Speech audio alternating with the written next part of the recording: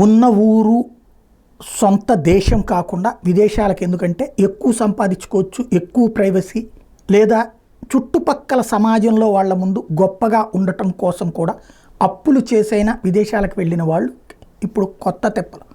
Trump వచ్చాక అమెరికాలో రేపు పరిస్థితి ఏంటి? ఉద్యోగోపాధి అవకాశాలు, ఇది నెంబర్ 1. అక్రమ వలసలుగా వెళ్ళినటువంటి వాళ్ళ పరిస్థితి ఏంటి? తిప్పి పంపించేస్తానని చెప్తున్నాడు, ఎమర్జెన్సీ పెట్టి మరి పంపించేస్తానండి. వాళ్ళందరి జీవితాలు ఇప్పుడు అయోమయం. ఇప్పుడు కెనడా వాళ్ళ జీవితాలు అయోమయం. ఎందుకంటే కెనడా మీద 25% సుంకాలు వేసి పడేస్తానని ముందే చెప్పేశాడు.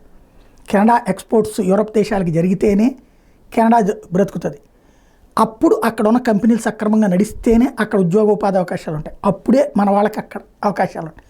ఇప్పటికే ఖలిస్తానీ వాటితో తలనొప్పి అయితే ఇప్పుడు ఈ కొత్త ఆంక్షల నేపథ్యంలో ఇంకొకటి, అక్కడ 50 లక్షల మంది కెనడాలో ఉన్నటువంటి వాళ్ళని వాళ్ళకి వచ్చే ఏడాదికి వర్క్ పర్మిట్లు అయిపోయే వాళ్ళకి రెన్యువల్ చేయమని చెప్పడం, అలాగే ఇప్పటికే స్టూడెంట్స్కి సంబంధించి కూడా ఇబ్బంది పెడుతున్నటువంటి నేపథ్యంలో కెనడా అనేది సేఫ్ హెవెన్ అన్నటువంటి స్టేజ్ నుంచి అదొక తలనొప్పి వాతావరణం అన్నటువంటి దిశగా అడుగులు పడుతున్నాయి.